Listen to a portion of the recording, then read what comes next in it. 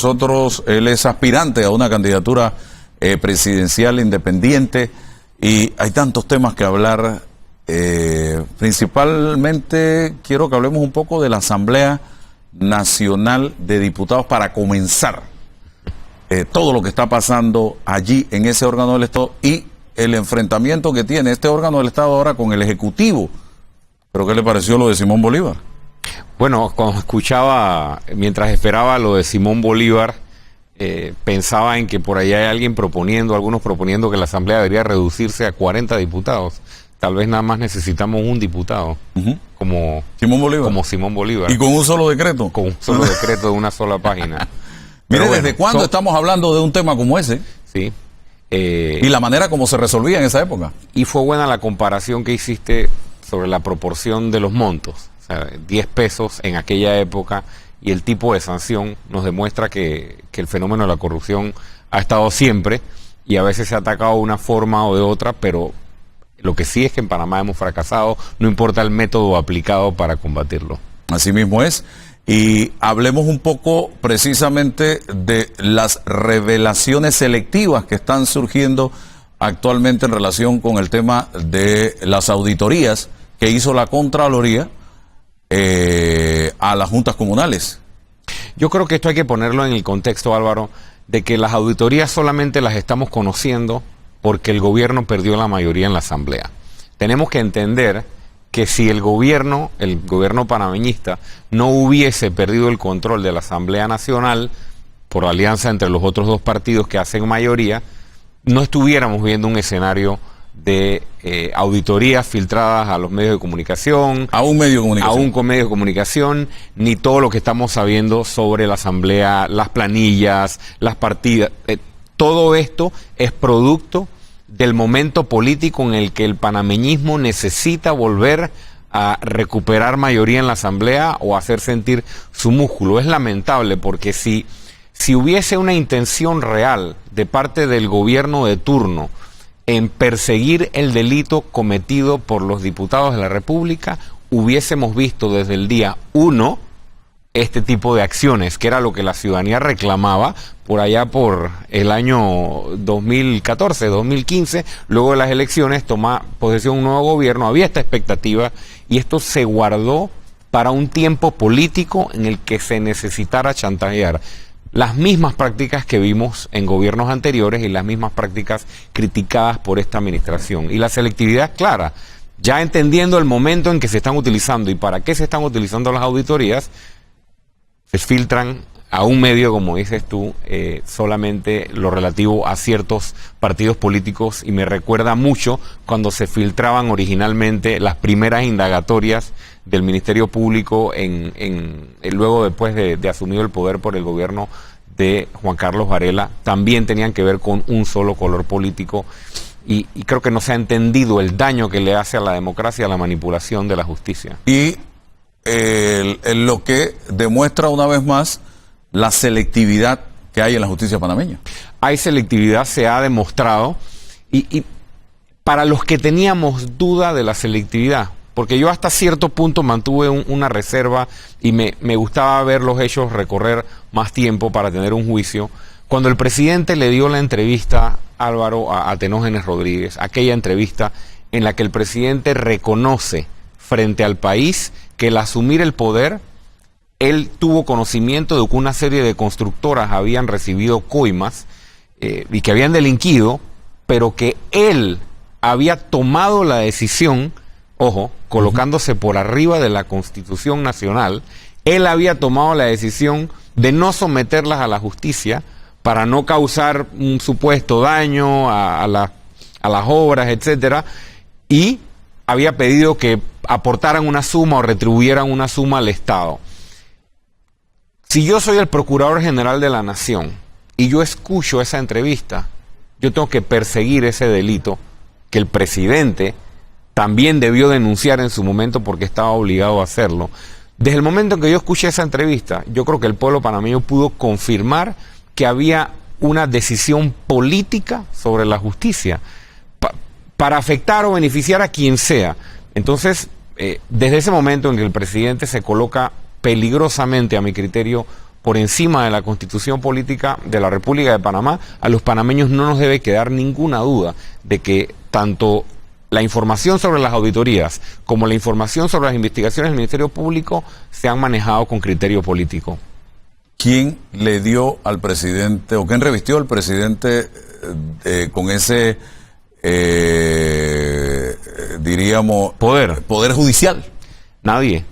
El presidente jugó a ser el juez de la República, el presidente jugó a ser el órgano judicial, y eso es colocarse por encima de la Constitución. Y ahora vemos cómo estos empresarios, ahí lo estamos viendo con el caso de Roxa, ahora lo exoneran de todo, a pesar de haber participado precisamente en este engranaje para delinquir que se dio a través de Blue Apple. ¿Y? Lo estuve viendo esta mañana y estaba leyendo anoche sobre eso.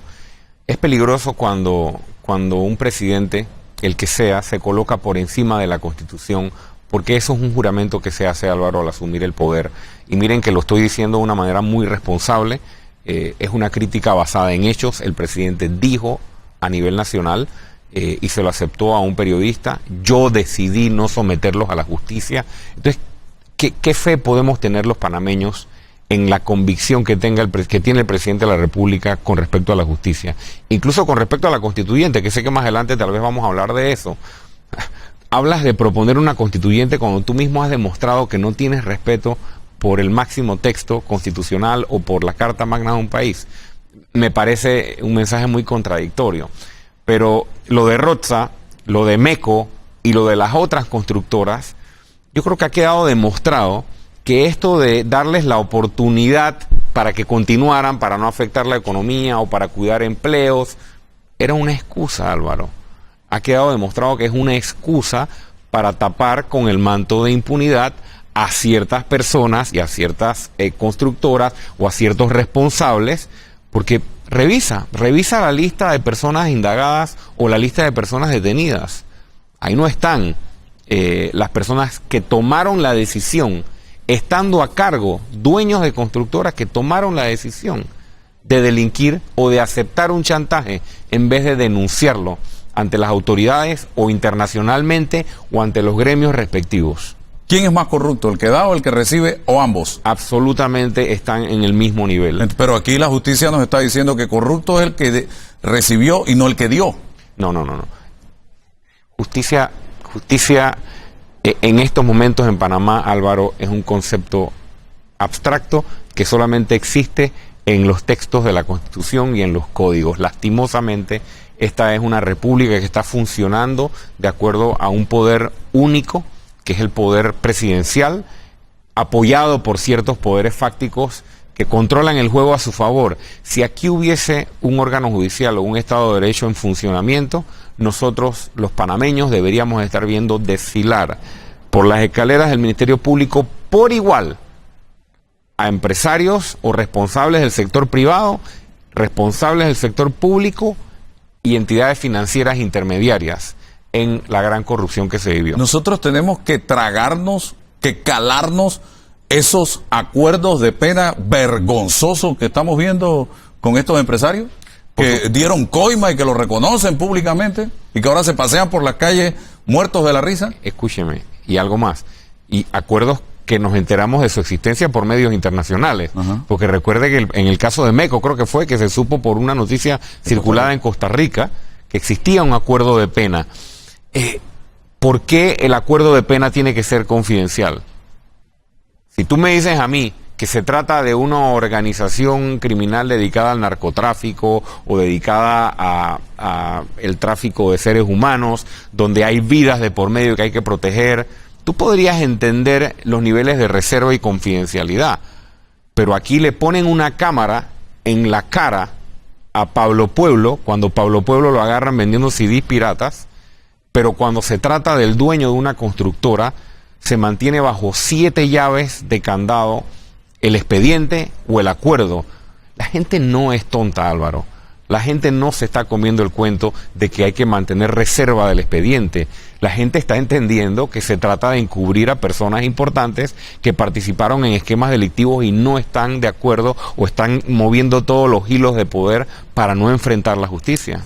Mire, ¿por qué reserva en la Caja de Seguro Social, donde empresas defalcaron a la principal institución de este país, Caja de Seguro Social, comparativamente hablando con el Canal de Panamá, ¿no? Pero en cambio vemos cómo en los medios de comunicación se filtra el nombre de diputados que fueron auditados en el tema de las juntas comunales? Explíqueme, ¿la reserva es buena para unos y para otras es mala? ¿Cómo es esto? El concepto de reserva creo que está siendo mal utilizado, sin duda. Yo creo que aquí también vemos una influencia política, Álvaro. ¿Se quiere proteger a alguien en la Caja de Seguro Social? ¿Esa es la impresión que queda? Yo creo que se quiere proteger a alguien en la Caja de Seguro Social y los escándalos aquellos, se quiere proteger a alguien en el Ministerio Público, se quiere proteger a alguien en el Judicial, se quiere proteger a alguien desde el Ejecutivo. Las evidencias son sobradas que aquí el tratamiento, lo he dicho varias veces, existen dos clases de ciudadanos, Álvaro. Los ciudadanos como tú y yo y la mayoría de los panameños, que si estuviéramos involucrados en esos casos, tú no estarías sentado ahí, estarías tras la reja, sin duda, o yo o muchos panameños. Y existe una casta protegida por algún vínculo económico o por algún vínculo político que simplemente la justicia está por debajo de ellos, no les aplica. Y ¿sabes qué? El problema o la intención de quienes criticamos de manera responsable esto, no es porque quisiéramos ver a todo el mundo preso, es porque entendemos el daño que le hace a la democracia, que el sistema le esté siempre diciendo que hay dos tipos de ciudadanos, a ti te aplica la ley y a ti no. Eso no termina bien en ninguna sociedad del mundo, eso termina en violencia, eso termina en inestabilidad, eso termina en crear divisiones. Y eso es lo que no entienden quienes hoy están tomando las decisiones de seguir partiendo la población panameña por la mitad. A estos sí le aplica la ley, a estos no. No es el ánimo de ver a la gente detenida, es entender que se está destruyendo la democracia y se está poniendo en riesgo la estabilidad democrática del país a futuro si se siguen mandando estas señales. El presidente en Perú dijo que la corrupción ya era cosa del pasado, que con este gobierno se acabó la corrupción, vivimos en un país decente, con un gobierno decente, transparente. Con todo esto, ¿dónde queda ese discurso? El presidente actual, ¿estás hablando? Sí, el presidente Juan Carlos Varela. Sí, ¿usted lo vio? ¿No lo vio en Perú? No. Lo vi en Perú, lo escuché cuando fue al estadio Rommel Fernández, a la toma de posesión. Recuerdo muy bien aquella anécdota que contó de un lápiz y de que no se robarían ni un lápiz. Recuerdo todo lo que ha dicho, porque lo analizábamos en los medios de comunicación y en los análisis que hacíamos. Y también lo escuché en Perú, yendo en dirección totalmente contraria a la realidad. Yo no entiendo cómo el presidente no ha comprendido que la ciudadanía ya sabe que él le mintió a la población con respecto al caso de Brecht. El presidente se la pasó diciendo por más de un año a todo el país que no había habido donaciones, que no habían aceptado dinero de esta empresa, etcétera, etcétera, y luego nos enteramos, producto de las delaciones, que sí había llegado una suma importante, la que conocemos, a las arcas del partido de gobierno, y hasta ahí es que conocemos, porque quisiéramos conocer mucho más. Entonces yo creo que a partir de ese momento, cualquier discurso que da el presidente de la República en el cual se refiere a la corrupción, no hay que prestarle ninguna atención, es simplemente un ejercicio de cumplir con la formalidad de que tiene que ir a un ente internacional y dar un discurso, pero compromiso por la lucha anticorrupción, yo creo que han quedado claras las evidencias de que no hay ni convicción personal, ni hemos visto tampoco en la ejecución. Hablamos de las planillas en la Asamblea, pero yo estuve conversando con gente que ha estado en gobierno, en altos cargos, y me dicen que esas planillas existen en el Ejecutivo también. En varios ministerios hay este mismo tipo de planillas con este mismo tipo de nombramientos, y que para poder que se dieran todos estos nombramientos con todas estas planillas, estuvo que estar metida la mano del Ministerio de Economía y Finanzas y la mano del Contralor de la República, porque nada de eso se hubiera dado sin el visto bueno de estos dos funcionarios. volvemos al tema de las contradicciones y los dobles discursos, Álvaro. El presidente de la República y el gobierno de turno le vendieron al país que las cosas iban a hacer de manera distinta y que no iban a caer en las prácticas del gobierno de Ricardo Martinelli. ¿Sabes cuál es la única diferencia en cuanto a cómo se lograron las mayorías en la Asamblea? Allá en el gobierno de Ricardo Martinelli la única diferencia fue que la gente se cambiaba de partido. Pero las metodologías, ¿cuáles eran las metodologías?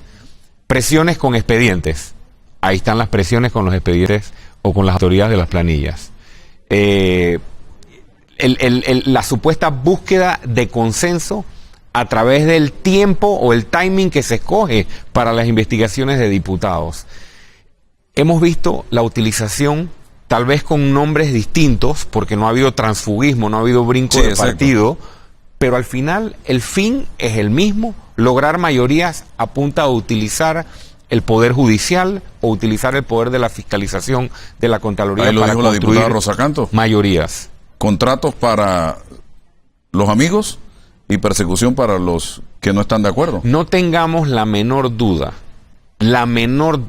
de que igual responsabilidad, estamos hartos y cansados y frustrados al ver la noticia de las planillas, pero no pensemos que aquí la responsabilidad es única de la Asamblea Nacional. Claro que no. ¿Quién puso el queso en la mesa?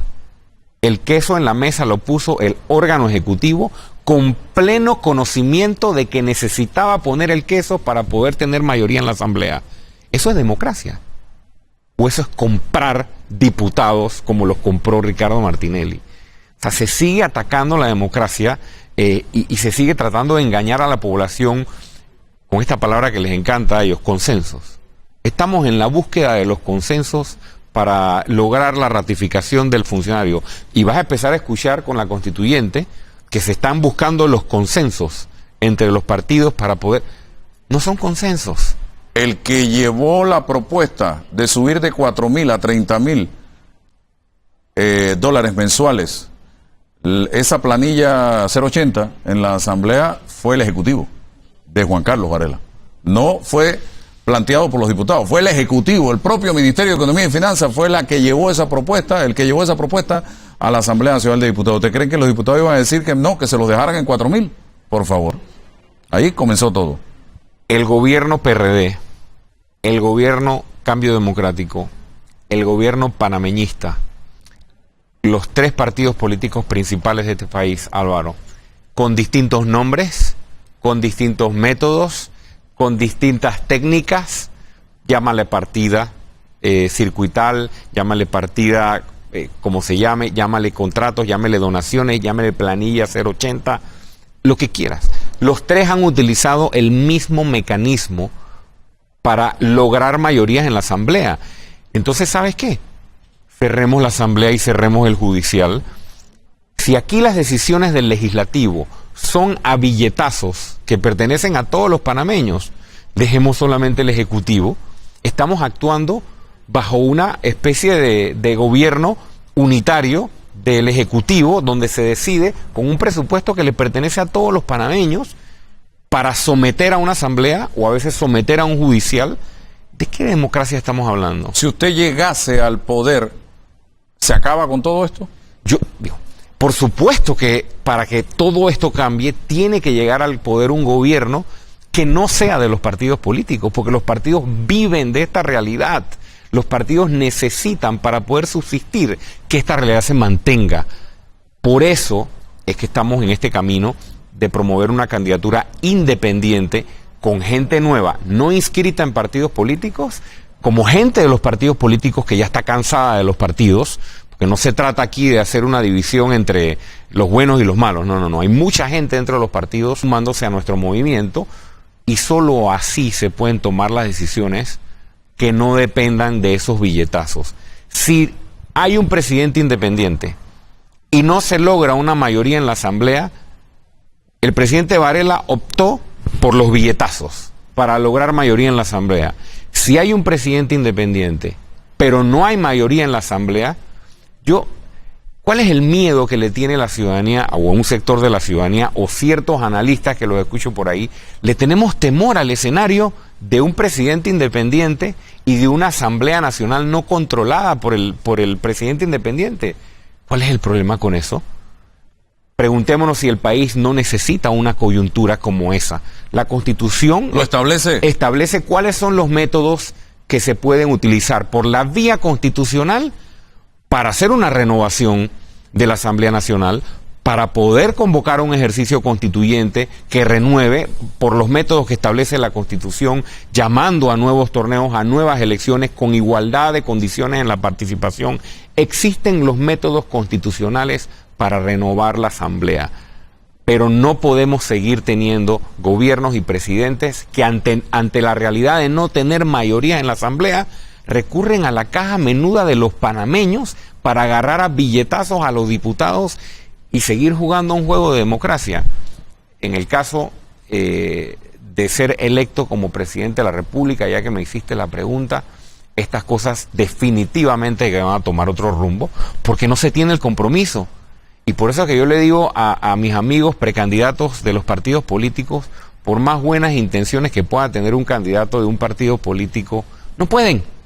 No pueden porque el sistema depende de ellos. Por ejemplo, cualquiera de los partidos grandes, el PRD, el CD o el panameñismo, cualquiera que quiera lograr la candidatura dentro de ese partido necesita del apoyo de los diputados que necesitan ser investigados. Entonces, de salida, son candidaturas que requieren pactos con personas que han delinquido y le han robado a los panameños. Los partidos políticos perdieron la capacidad de regenerarse ellos solos. Necesitan hacerse a un lado, necesitan darle paso, ¿sabes a quién? A la mayoría de los panameños. Porque el 50% de los panameños, aquí estaba el director de cedulación, el 50% de los panameños, Álvaro, no estamos inscritos en partido político. Votan por primera vez, el 11% del padrón electoral vota por primera vez, y hay un porcentaje alto de inscritos en partidos políticos que ya se cansaron del sistema. Entonces, se trata de poder organizarse de tal manera que le demos una alternativa a la mayoría de los panameños que quisieran ver esta realidad cambiar. No he visto a ningún partido político con todos estos escándalos de corrupción autodepurarse. Expulsar gente, separar gente, cuestionar gente, nada. Álvaro, porque se necesitan. Rómulo Rux necesitó a muchos diputados que hoy deberían estar investigados para poder retomar la Junta Directiva de Cambio Democrático. Y asimismo los necesitará para poder llegar a ser el candidato, y asimismo los necesitará para poder ser presidente si corre en una elección. Necesita a gente que debería estar presa. Igual lo necesitan en los otros partidos. No generalizo, pero hay muchos. Entonces, ¿qué queremos los panameños? ¿Mejores días para nuestro país? ¿Qué le vamos a decir? ¿Qué le vamos a decir a nuestros hijos mañana? Yo tuve que pactar con personas que deberían estar presas. ¿A dónde nos va a llevar esa realidad? Entendamos que se perdió la capacidad que tenían los partidos en esta ocasión para poder ofrecerle algo nuevo a la población, ya que hay un movimiento diferente, joven, con ganas de simplemente convocar a todos aquellos que están cansados de esto y hacer una propuesta distinta hacia mañana. Estoy viendo al sector empresarial favoreciendo reformas a la Constitución, ya no constituyente. ¿Eso es lo que necesita el país? ¿Más parches? ¿O necesitamos ya una nueva Carta Magna?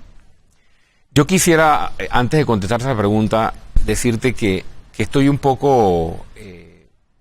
yo quisiera ver a un sector empresarial y a un sector privado mucho más beligerante y mucho más enérgico a la hora de exigirle al Ejecutivo y al Judicial que cumpla con su tarea.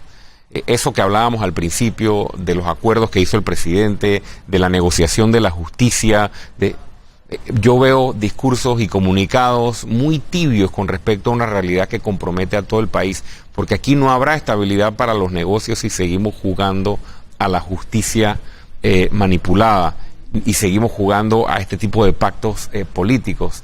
Mira, si realmente los panameños queremos optar por algo distinto, creo que tenemos que salirnos de allí. Y veo propuestas, creo que la Cámara de Comercio habló de reforma constitucional. Creo que el CONEP habla de reforma constitucional. El monstruo de la constituyente no es el momento no se sabe cómo empieza, no se sabe cómo termina. Yo creo que existen muchos mitos, Álvaro, existen muchos mitos con respecto a la constituyente. Panamá necesita replantearse y un ejercicio constituyente debidamente controlado y debidamente regulado es lo que el país requiere para poder, uno, tener un nuevo inicio y dos, convocar a los distintos actores. Recordemos que el ejercicio constituyente no es solo para redactar una nueva constitución, es la posibilidad de incluir a sectores tal vez no escuchados, tal vez con poca participación en la cosa pública, a que tengan su injerencia en el nuevo pacto político. Entonces, yo creo que puede ser el despertar de un nuevo liderazgo. Tiene que ser el despertar de un nuevo liderazgo. No la misma gente que está en la asamblea o en las juntas comunales y que han llevado el país a donde hemos llegado, nuevamente ahora darles la oportunidad de que vayan a hacer una constitución. Para eso no hagamos nada. Mira, una nueva constitución no puede ser producto de pactos políticos ni de pactos entre grupos. Tenemos que perderle el temor a ejercicios inclusivos. Necesitamos el proceso constituyente, no solo porque necesitamos una nueva constitución, ojo, porque la constituyente no es un fin, la constituyente es un medio. Una constituyente se requiere cuando hay un problema político que no se puede resolver de otra manera. Está trancado el juego ahora mismo. El juego de dominó, lo estamos viendo, está trancado. Hay que destrancarlo, pero ¿quiénes lo van a destrancar? Quienes fueron los causantes, quienes fueron los causantes de trancarlo. No. Si usted cree que el que causó el problema lo va a resolver, se equivoca por completo. Por eso hablo de hacerse a un lado y darle una oportunidad a la mayoría de los panameños que quieren ver algo diferente y que pide a gritos una renovación de sus liderazgos. Cierro, señor Lombana, ¿sigue usted recogiendo firmas? Seguimos recogiendo firmas. Hace unos días estuvimos en el Tribunal Electoral, hicimos una entrega importante de firmas y comunicamos al país que entre todas las firmas que ya hemos presentado al Tribunal Electoral, más todas las firmas que tenemos en los cientos de libros distribuidos a nivel nacional, ya nos sentimos cómodos para decir que hemos superado el mínimo de 18.500 firmas, que es el mínimo. Ahora estamos redoblando y triplicando esfuerzos porque nuestra meta es doblar, triplicar y seguir recogiendo firmas hasta el último día del periodo de recolección de firmas, que es el 5 de enero del año 2019. Cualquier persona, cualquier panameño interesado en ayudarnos con su firma, yo quiero aquí compartir de manera muy respetuosa, Álvaro, que tenemos un número de WhatsApp 6398-9706, 6398-9706, nos puede escribir allí o seguirnos en @Ricardo Lombana G de González para sumarse como voluntario, 600 voluntarios a nivel nacional no pagados. Voluntariado. ¿No hay supermercado? Voluntariado en un movimiento de nueva política. Bueno. Más de 20.000 personas entre voluntarios, activistas y firmantes, y estamos apenas empezando porque le queremos demostrar al país que sí es posible una candidatura independiente genuina y sí es posible ganar las elecciones del 2019 contra los partidos políticos.